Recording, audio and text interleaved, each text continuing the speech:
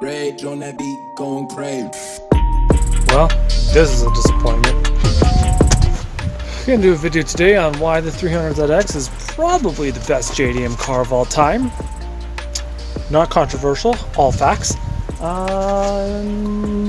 Somehow this happened. Okay, well, I mean, it is what it is. Anyways, getting right into it. Ignore all the snow. Frickin' Canadian winters, eh? What do you do? It's a kerfuffle. But 300ZX. Why is it the best? Well, I mean, the best part about it, which is also the worst part about it, is production numbers. They made hundreds of thousands of these cars. I mean, they made a lot of these cars. A lot of these cars, which is great. You can find them everywhere. They're dirt cheap because supply and demand. You can find parts for them. There's used parts everywhere because they get old, they get bad, they get blown up. They're cheap. People throw them out. You get used parts. You get used parts cheap. Everybody's got them. I mean, there's so many times people have two of these cars. They've got, like me right here, the car that they love and adore and drive all the time, and then they got something like this. This one's not so bad, but you know, you got yourself a parts car. Here's another one. You know, you got to keep the one running. Well, parts are cheap. Parts cars are cheap. Just buy a parts car. Now, there are some issues. There are some issues with production numbers being so high. And people don't think they're so unique. You know, you see them every once in a while. They're not super common, but you know, they ain't a GTR. They ain't a R34 GTR. So, you know, they're not quite as unique.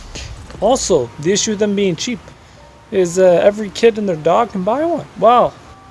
You think those guys know how to do an oil change? Pretty soon. All these cars are blowing up engines real quick. Everybody thinks they're unreliable. The problem with cheap cars is they get a false name for being unreliable. Well, these are great cars. They're super reliable. You just have to have the money to be able to do it. They were expensive cars. You know, guess what? Maintenance is going to be expensive. If you buy a car cheap and you do cheap maintenance on it, even though it's an expensive car to do maintenance on, you might have some trouble.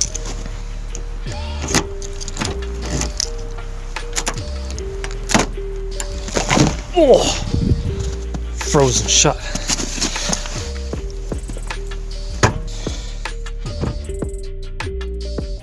Are they hard to work on? Well, sort of. I mean, look at this one. Not so bad. Now let's look at the pink seat. I mean, yeah, okay. Take a look at this. Yeah, well, the turbos are way down there. Missing a battery. That's why there's one open space. Other than that, she is jam-packed. Like, I cannot... Like, not, you can fit one finger down there, barely. And yeah, okay, enough said. Stock. They're not easy, they're pretty tight, but back to the slicky, it's not so bad once you do a little work. Take a look at this. I mean, way more room in there. This is kind of a mess right now, but I mean, you can actually exhaust manifolds. You kind of see the turbo down there. If I had all my wiring all cleaned up, it would be nice and easy. Like, really, you see all the tubing there. It's not so bad. Okay, yeah, the plenum, pulling the plenum off is a pain in the butt the first time. But you pull it off, you do all your deletes, you clean everything up.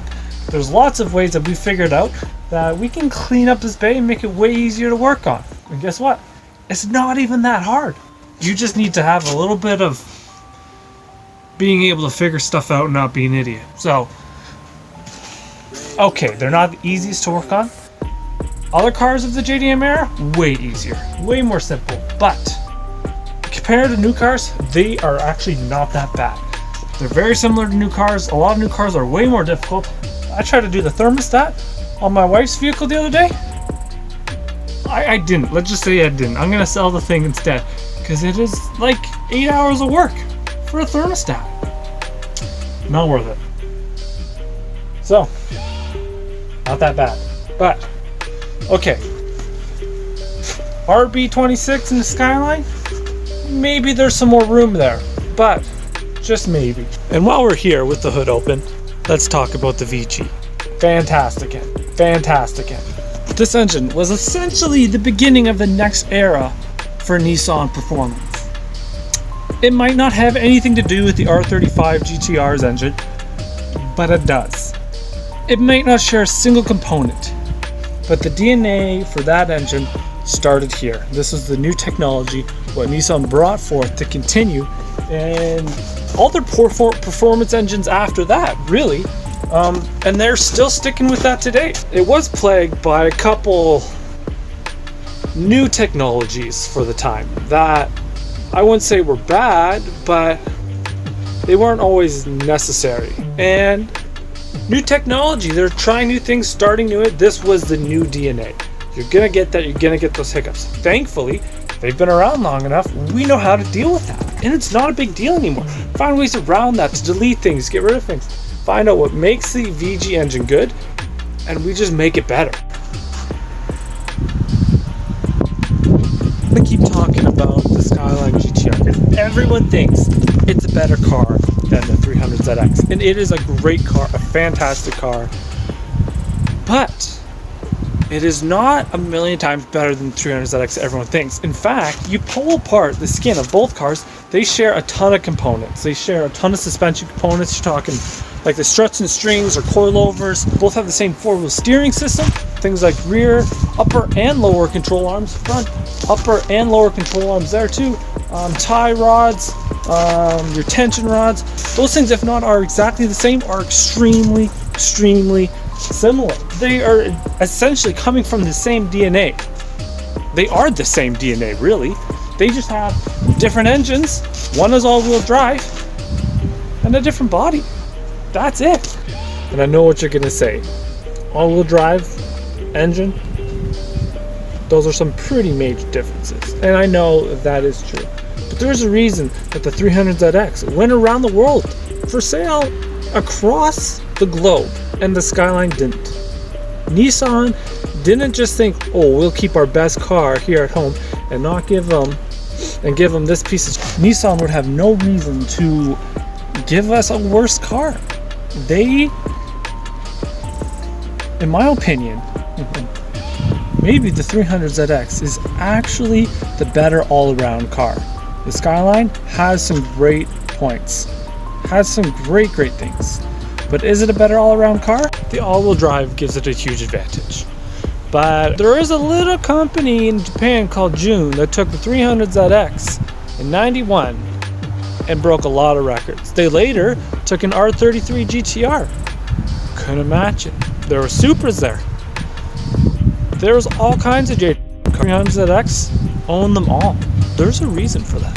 So I don't want to stand here and say that the 300ZX is better than the Skyline GTR, but I do want to say when it comes to price, when it comes to value, when it comes to the amount of car you get, when it comes to performance, even aftermarket support, I don't think there's a better 90s JDM car out there right now. And honestly, it might be one of the best looking ones too. I know everyone would go crazy if I said that the 300ZX was better than a Skyline GTR, but